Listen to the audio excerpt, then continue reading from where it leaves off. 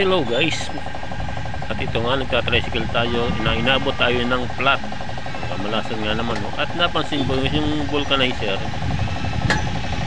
putol lang isang kamay. Kita nyo mga idol, kahit may kapansanan, wala siyang imposible talaga, basta magsipag ka lang. Putol yung isang kamay ng vulcanizer.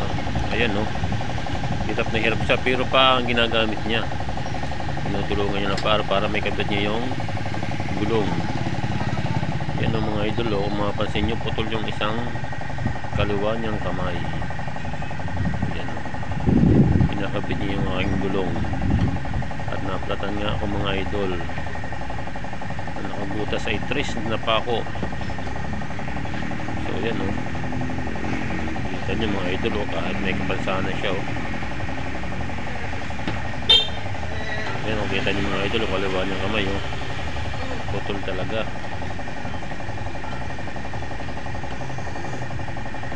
Kaya walang imposible mga idol, basta magsipag ka lang. Kaya mga idol, ang hirap niyan,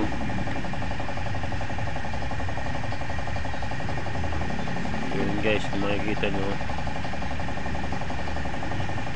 yun, hirap na hirap siya sa pagkakabit ng gulong. Yun, paa niya tumutulong pag kakabit ng gulong.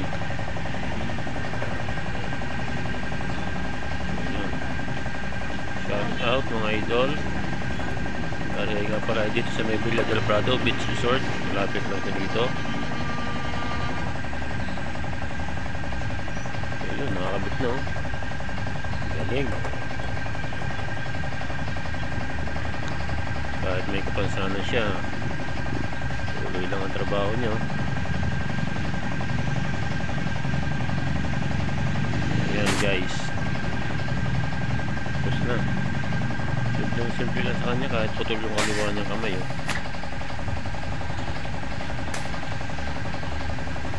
o yan, nahanginan na lang niya.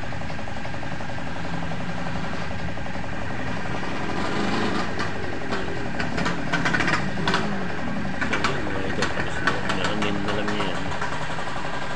Kabiyahin na puli tayo mga idol. Salamat. Shout out na pala Riders Club again, Batangas.